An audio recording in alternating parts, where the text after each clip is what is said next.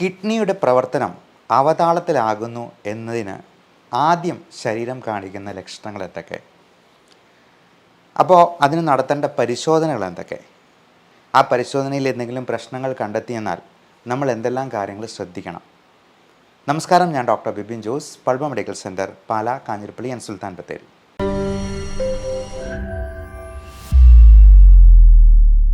കിഡ്നിയുടെ പ്രവർത്തനം കുറയുമ്പോൾ തന്നെ യൂറിയ ക്രിയാറ്റിനൊന്നും നമ്മൾ പ്രതീക്ഷിക്കുന്ന പോലെ അങ്ങ് മുകളിലാവത്തില്ല.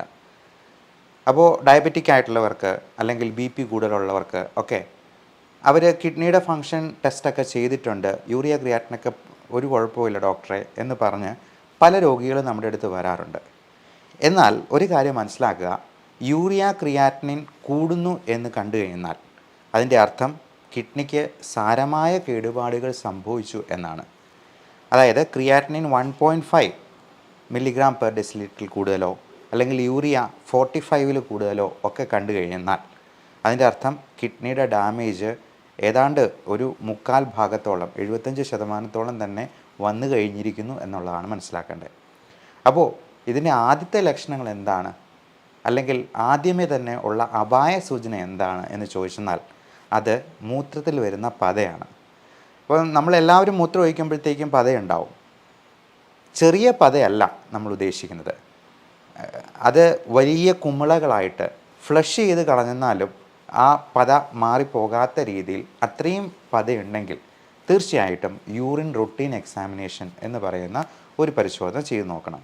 അതിൽ സാധാരണ ആൽബുമിൻ അത് ഒട്ടും കാണിക്കാറില്ല, നില്ലെന്നാണ് നോർമലി വരേണ്ടത്. ചിലർക്ക് ട്രേസ് എന്ന് പറയും, അതായത് വളരെ കുറച്ചുണ്ടെന്ന്. ചിലർക്ക് 1+ അല്ലെങ്കിൽ 2+, 3+, ചിലർക്ക് 4+ ഒക്കെ കാണിക്കാറുണ്ട്. ഇങ്ങനെ 4+ ഒക്കെ കാണിച്ചിട്ടുണ്ടെങ്കിൽ വളരെയധികം പ്രോട്ടീൻ നമ്മുടെ യൂറിനിലൂടെ ലീക്ക് ചെയ്ത് പോകുന്നുണ്ട് എന്നുള്ളതാണ് അതിനർത്ഥം. ഈ പ്രോട്ടീൻ ലീക്ക് ഉണ്ടാകുമ്പോൾ എന്തുകൊണ്ട് യൂറിനിൽ പത കാണുന്നു? അത് നമ്മൾ ഈ വെള്ളത്തിൽ സർഫ് കലക്കുന്നത് തന്നെ ഒന്നെടുക്കുക ഒരു എക്സാമ്പിളായിട്ട്. അതിൻ്റെ സർഫസ് ടെൻഷൻ കുറയ്ക്കുമ്പോഴാണ് വെള്ളത്തിന് പതയുണ്ടാകുന്നത്. അതേപോലെ തന്നെ നമ്മുടെ മൂത്രത്തിലൂടെ പ്രോട്ടീൻ കൂടുതലായിട്ട് വിസർജിച്ച് പോകുമ്പോൾ അത് കിഡ്നീസ് ശുദ്ധീകരിക്കുന്നത് നമ്മൾ ഒരു അരിപ്പ വെച്ചിട്ട് പാലോ അല്ലെങ്കിൽ ചായയോ കാപ്പിയോ ഒക്കെ അരിക്കുന്നത് പോലെയാണെന്ന് ലഘുവായിട്ട് പറയാം.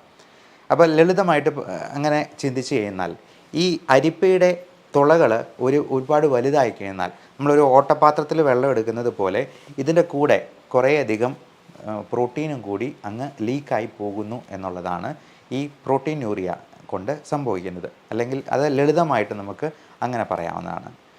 അപ്പോൾ അങ്ങനെ വരുമ്പോൾ നമ്മുടെ ഗ്ലോമറുലയുടെ ഫിൽട്രേഷൻ അത് പ്രോപ്പർ ആകുന്നില്ല, യൂറിൻ ശരിക്കും എക്സ്ക്രീറ്റഡ് ആവുന്നില്ല, പകരം നമുക്ക് ആവശ്യമുള്ള പലതും യൂറിനിലൂടെ പോകുന്നു എന്നുള്ളത് മനസ്സിലാക്കണം. അപ്പോൾ അങ്ങനെ വരുമ്പോൾ യൂറിൻ മൈക്രോ ആൽബുമിൻ എന്ന് പറയുന്ന ഒരു ടെസ്റ്റും കൂടെ നമ്മൾ ചെയ്ത് നോക്കാനായിട്ട് ഡോക്ടർമാർ പറയാറുണ്ട്. ഈ മൈക്രോ ആൽബുമിൻ സാധാരണ പണ്ടൊക്കെ എന്ന് പറഞ്ഞാൽ 24 അവേഴ്സിലെ യൂറിൻ നമ്മൾ ഒരു വലിയ ജാറിനകത്ത് കളക്ട് ചെയ്ത് അതിലെ ടോട്ടൽ പ്രോട്ടീൻ എക്സ്ക്രീഷനായിരുന്നു നോക്കിക്കൊണ്ടിരുന്നത്. എന്നാൽ ഇപ്പോൾ നമുക്ക് യൂറിനിലെ മൈക്രോ ആൽബുമിൻ നമുക്ക് സ്പോട്ട് ടെസ്റ്റായിട്ട് ചെയ്യാം. അപ്പോൾ എടുക്കുന്ന യൂറിൻ എടുത്തിട്ട് അത് നമ്മൾ അതിലെ ഒരു കാൽക്കുലേഷൻ വഴി യൂറിൻ മൈക്രോ ആൽബുമിൻ ലെവൽ എത്രയാണെന്ന് നോക്കാം. അത് ഒരു 25 താഴെയാണ് നോർമലി ഉണ്ടാവുക, 25 മില്ലിഗ്രാംസ് പെർ ഡെസിലിറ്റർ. എന്നാൽ പലപ്പോഴും അത് 100 മുകളിലോ 150 മുകളിലോ ഒക്കെ ആയി പോകാറുണ്ട്. അപ്പോൾ ഈ 150 മുകളിലാവുമ്പോഴേക്കും ഈ മൈക്രോ ആൽബുമിൻ എന്ന് പറയുന്നത് വളരെ കൂടുതലായിട്ട് നമുക്ക് ഈ യൂറിനിലൂടെ എക്സ്ക്രീറ്റ് ചെയ്ത് പോകുന്നു എന്നുള്ളതാണ് നമ്മൾ മനസ്സിലാക്കേണ്ടത്. അതായത് കിഡ്നിയുടെ ഡാമേജിനോട് അതിൻ്റെ വക്കിൽ നിൽക്കുന്നു എന്നുള്ളതാണ്. ചില ആൾക്കാർക്ക് 300 മുകളിലായിട്ട് കാണാറുണ്ട്. ഇപ്പോൾ കിഡ്നി ഫെയിലിയറിലോട്ട് ഏറ്റവും അടുത്ത് നിൽക്കുന്ന ആൾക്കാരാണ്. അപ്പോൾ മാക്രോ ആൽബുമിൻ യൂറിയ എന്നാണ് അതിനെ പറയുക. അപ്പോൾ ഇങ്ങനെ വരുമ്പോൾ നമ്മൾ തീർച്ചയായിട്ടും കിഡ്നിയുടെ ഫങ്ഷൻ അസസ് ചെയ്യണം. റീനൽ ഫങ്ഷൻ ടെസ്റ്റ് മുഴുവനായിട്ടും ചെയ്ത് നോക്കണം, യൂറിക് ആസിഡ് നോക്കണം. ഏറ്റവും പ്രധാനം ഇതിൻ്റെ കാരണങ്ങൾ എന്തൊക്കെയാണ് എന്നുള്ളത് കണ്ടെത്തി ട്രീറ്റ് ദ കോസ് എന്നുള്ളതാണ്. അതിൻ്റെ കാരണങ്ങൾ എന്തൊക്കെയാണ്? പ്രധാനമായിട്ടും ഡയബറ്റിസ്, പ്രമേഹമുള്ളവർക്ക് അവർക്ക് യാതൊരു പ്രശ്നവുമില്ല എന്ന് കരുതി ചിലപ്പോൾ മരുന്ന് കഴിക്കാതെ നടക്കുന്നവരുണ്ടാവാം. മരുന്ന് കഴിക്കാതെ അത് പോസ്റ്റ്പോൺ ചെയ്ത് അത് ഇപ്പോൾ കഴിച്ചു തുടങ്ങിയെന്നാൽ പിന്നെ എന്നും കഴിക്കണമെന്ന് പറഞ്ഞ് കഴിക്കാതിരിക്കുന്നവരുണ്ടാവാം. വാസ്തവത്തിൽ അങ്ങനെ ചെയ്യുന്നത് വലിയൊരു അബദ്ധമാണ്. കാരണം നമ്മൾ ഈ പ്രമേഹം എന്ന് പറയുന്ന അസുഖത്തെയാണ് കൂടുതൽ പേടിക്കേണ്ടത്, അതിൻ്റെ മരുന്നുകളെ അല്ല. ഇപ്പം നമ്മൾ പ്രമേഹം കൺട്രോൾ അല്ലാതെ അത് 200, 300, 400 ഒക്കെ ആയിട്ട് 3-4-5 വർഷം അങ്ങനെ കടന്നു പോകുമ്പോഴേക്കും കിഡ്നിക്ക് തിരിച്ചെടുക്കാൻ പറ്റാത്ത പോലെ ഒരു ഡാമേജ് സംഭവിച്ചേക്കാം. അതുപോലെ തന്നെയാണ് ഹൈപ്പർ ടെൻഷൻ, ബി പി ഒത്തിരി കൂടുതലായിട്ടിരിക്കുന്നതുകൊണ്ട് ഹൈപ്പർ ടെൻസീവ് നെഫ്രോപ്പതി ഉണ്ടാകാം. ഈ ഡയബറ്റീസിൻ്റെ കോംപ്ലിക്കേഷനായിട്ട് ഡയബറ്റിക് നെഫ്രോപ്പതി ഉണ്ടാകാം. ശരിക്കും മരുന്ന് കഴിച്ചിട്ട് ലോകത്തിൽ ഒരു പ്രമേഹ രോഗിയുടെയും കിഡ്നി അടിച്ചു പോയിട്ടില്ല. പകരം നമ്മുടെ ഈ പ്രമേഹം എന്ന് പറയുന്ന സംഗതി ഒരു കൺട്രോളും ഇല്ലാതെ ഇങ്ങനെ മുമ്പോട്ട് പോകുമ്പോൾ അതാണ് നമ്മുടെ കിഡ്നിയെ തകർത്ത് കളയുന്ന ഏറ്റവും പ്രധാനപ്പെട്ട വില്ലൻ എന്ന് മനസ്സിലാക്കാം. അതേപോലെ തന്നെ വളരെ അധികം വണ്ണമുള്ള ഒബീസിറ്റി എന്ന് പറയുന്നതും ഒരു വലിയ പ്രശ്നം തന്നെയാണ്. അങ്ങനെയുള്ളവർക്കും മൈക്രോ ആൽബുമിനൂറിയ കാണാറുണ്ട്. അതേപോലെ നമുക്ക് ചില അക്യൂട്ട് കണ്ടീഷൻസിൽ, ഉദാഹരണത്തിന് ഭയങ്കരമായ എക്സസൈസ് ചെയ്ത് കഴിഞ്ഞിട്ട് ചിലപ്പോൾ യൂറിൻ പ്രോട്ടീൻ പോസിറ്റീവായിട്ട് വന്നേക്കാം.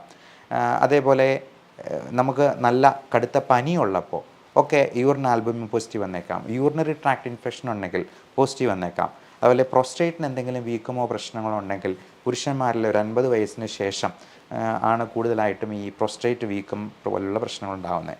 അപ്പോൾ അതിൽ നിന്നും യൂറിൻ ഇൻഫെക്ഷനോ അല്ലെങ്കിൽ ആൽബുമിനൂറിയോ ഒക്കെ കണ്ടെന്നിരിക്കാം.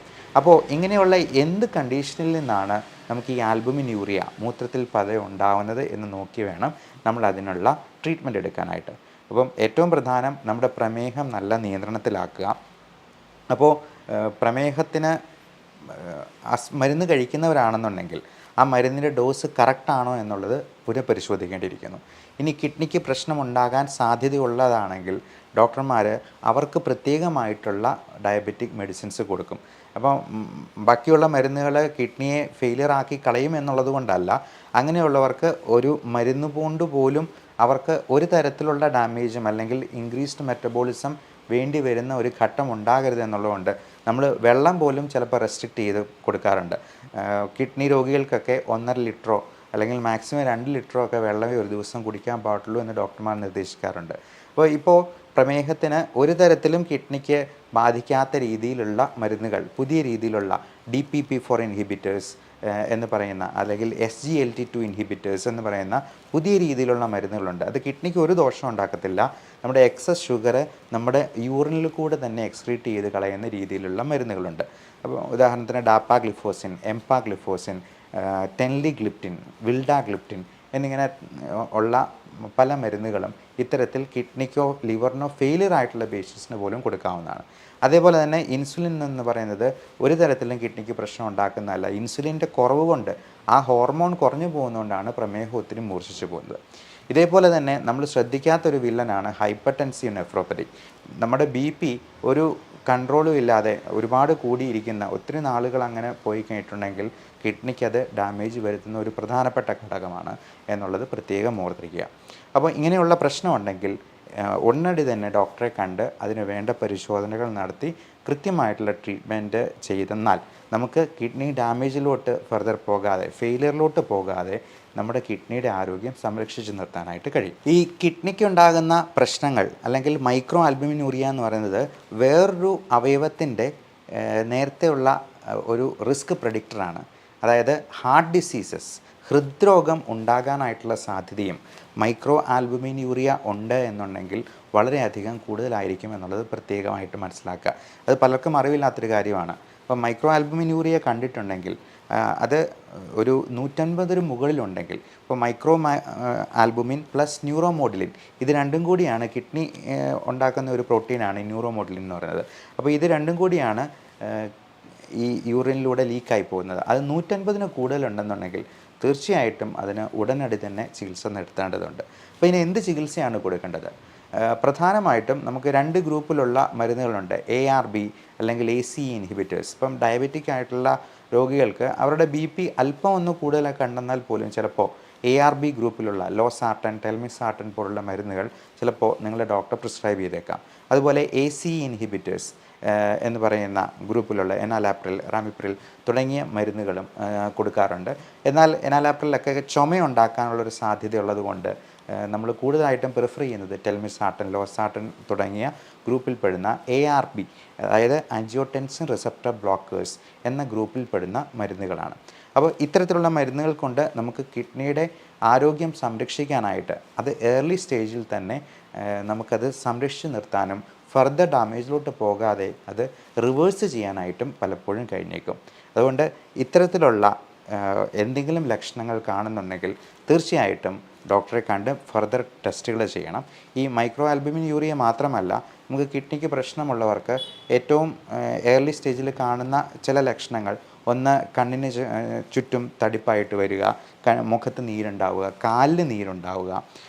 പ്രധാനമായിട്ടും ഈ ഡിപ്പെൻഡൻറ്റ് പോർഷൻസ് ആയിട്ടുള്ള കാലുകളിലാണ്, അത് കാലിൻ്റെ കണ്ണയുടെ ഭാഗത്ത് പിറ്റിംഗ് പീഡൽ എഡിമ എന്നാണ് നമ്മൾ പറയുക. അതായത് തൊട്ട് നോക്കി എന്നാൽ കുഴിഞ്ഞു പോകുന്ന രീതിയിലുള്ള നീർക്കെട്ടുണ്ടാവുക എന്നുള്ളതാണ് മറ്റൊരു ലക്ഷണമായിട്ട് കാണാവുന്നത്. പിന്നെ അമിതമായ ക്ഷീണം, നമുക്ക് ശരീരം മുഴുവൻ നീർക്കെട്ടുണ്ടാകുന്നു, വീണ്ടും ഒത്തിരി വെള്ളം കുടിക്കാൻ തോന്നുന്നു, മൂത്രം അഡിക്വേറ്റ് ആയിട്ട് പോകാതിരിക്കുന്നു, മൂത്രം പോകുന്നതിൻ്റെ അളവ് കുറഞ്ഞു പോകുന്നു തുടങ്ങിയുള്ള ലക്ഷണങ്ങളൊക്കെ ഇതിൻ്റെ ഭാഗമായിട്ട് വരാവുന്നതാണ്. അപ്പോൾ ഇങ്ങനെയുള്ള എന്ത് ലക്ഷണങ്ങളുണ്ടെങ്കിലും നമ്മളത് വെച്ച് താമസിപ്പിക്കാതെ അതിന് വേണ്ട ലഘുവായിട്ടുള്ള ചില പരിശോധനകളിൽ തന്നെ, അതിനൊന്നും വലിയ പൈസ ആവുന്നതല്ല. യൂറിൻ റൂട്ടീൻ എക്സാമിനേഷന് വെറും 60-70 രൂപയെ മാത്രമേ ചിലവാകത്തുള്ളൂ എന്നുള്ളതാണ് പ്രത്യേകം മനസ്സിലാക്കേണ്ട കാര്യം. അപ്പോൾ അതിന് വേണ്ട ചികിത്സ ചെയ്യാനായിട്ട് എല്ലാവരും ശ്രദ്ധിക്കുക.